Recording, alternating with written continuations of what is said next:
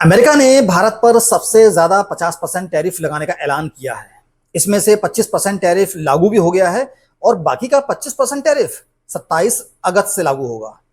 Tariff लगाने की सबसे बड़ी वजह जो सामने आ रही है वह है क्लस्टर नॉनवेज दूध और जीएमओ फसल।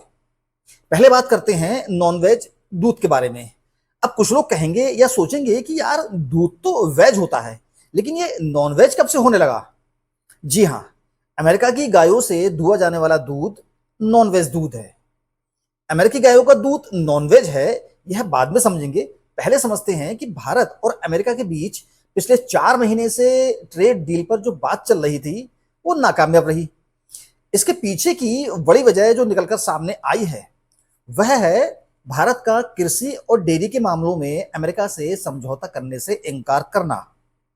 हालांकि भारत समेत 5 देश ऐसे हैं जिन्होंने ट्रंप सरकार से कृषि और डेयरी को लेकर कोई समझौता नहीं किया है। इन देशों में Bharat, south Korea, Canada, Switzerland और आइसलैंड शामिल हैं। अमेरिका चाहता है कि उसके डेयरी प्रोडक्ट्स जैसे दूध, पनीर, घी, इन सबको भारत में आयात की अनुमति मिले। मगर भारत दुनिया का सबसे बड़ा दूध उत्पादक देश है और इस सेक्टर में करोड़ों छोटे छोटे किसान लगे हुए हैं। ऐसे में अगर अमेरिकी डेयरी उत्पाद भारत में आएंगे तो वह स्थानीय किसानों को भारी नुकसान पहुंचा सकते हैं। इसके अलावा धार्मिक भावनाएं भी आहत होंगी। वह इसलिए क्योंकि अमेरिकी गायों का दूध नॉनवेज श्रेणी में आता है और उनसे तैयार किया हुआ घी, पनीर, मक्खन या जो भी प्रोडक्ट्स होगा वह सबका सब नॉनवेज श्रेणी में आएगा।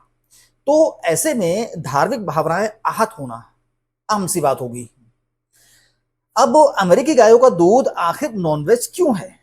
इसलिए कि अमेरिका में गायों को बेहतर पोषण के लिए जानवरों की हड्डियों से बने एंजाइम जैसे रेनेट को उनके खाने में मिलाया जाता है। रेनेट एक ऐसा एंजाइम है जो दूध को दही में बदलने के लिए इस्तेमाल किया जाता है, खासकर पनीर बनाने में। यह मुख्य रूप से युवा जानवरों जैसे बछड़ों, बकरियों और मेमनों के पेट से निकाला जाता है जब वह मुख्य रूप से दूध पीते हैं।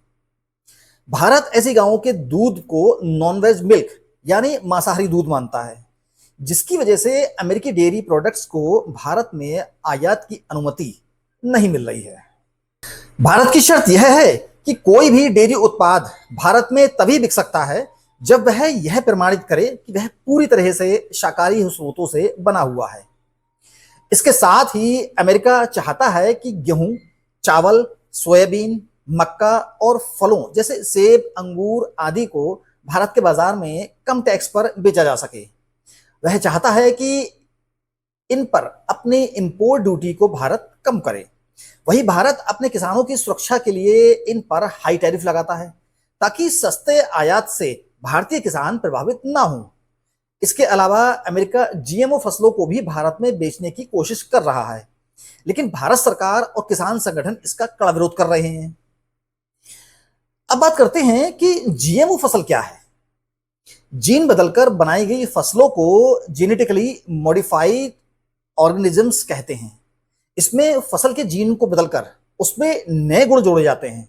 इससे फसल की पैदावार बढ़ जाती है और कीड़े और रोगों से लड़ने की क्षमता बढ़ती है।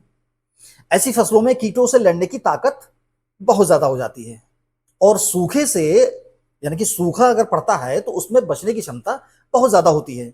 जीएमओ फसल की पैदावार करने के लिए बहुत कम पानी और उर्वरक की जरूरत पड़ती है, लेकिन सबसे ज्यादा बड़ा नुकसान इसमें यह है कि फसल, पर्यावरण और स्वास्थ्य के लिए यह बहुत ज्यादा हानिकारक होती है।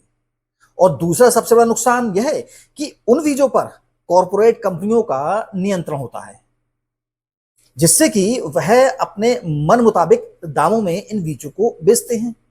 कुल मिलाकर जीएमओ फसलें पारंपरिक खेती को, शरीर को और पर्यावरण को सबसे ज्यादा नुकसान पहुंचाती हैं। अमेरिका जो है दुनिया का सबसे बड़ा जीएमओ फसलों का उत्पादक और निर्यातक है। भारत ने कपास के अलावा बाकी सभी मॉडिफाइड फसलों पर रोक लगा रखी है, मगर अमेरिका चाहता है कि उसकी सारी फसलों के बीज को भारत में आयात करने की अनुमति मिले। भारत में बीज और खाद्य सुरक्षा पर विदेशी कंपनियों का नियंत्रण राष्ट्रीय हित के खिलाफ माना जाता है। भारत अगर इसकी अनुमति दे देता है तो खेती किसानी पर अमेरिकी कंपनियों का वर्चस्व बढ़ सकता है। इसके अलावा स्वास्थ्य और पर्यावरण जैसे मुद्दे को लेकर भी इस फसल पर सवाल उठते रहे हैं। एक और बड़ी वजह जो हम आपको अपने पहले और वीडियो में बता चुके हैं, वह है रूस से संबंधों को लेकर। अमेरिका चाहता है कि भारत रूस से सस्ता तेल ना खरीदे, वह अमेरिका से तेल खरीदे जो कि महंगा है। लेकिन भारत अमेरिका से तेल नहीं खरीद रहा है। कुल मिलाकर देखा जाए तो यह सारी वजह हैं जिसकी वजह से ट्रंप भारत पर एक के बाद एक टैरिफ लगाते जा रहे हैं। मिलते हैं एक और सच्ची खबर की वीडियो के साथ, तब तक के लिए अपना ख्याल रखिएगा। जय हिंद।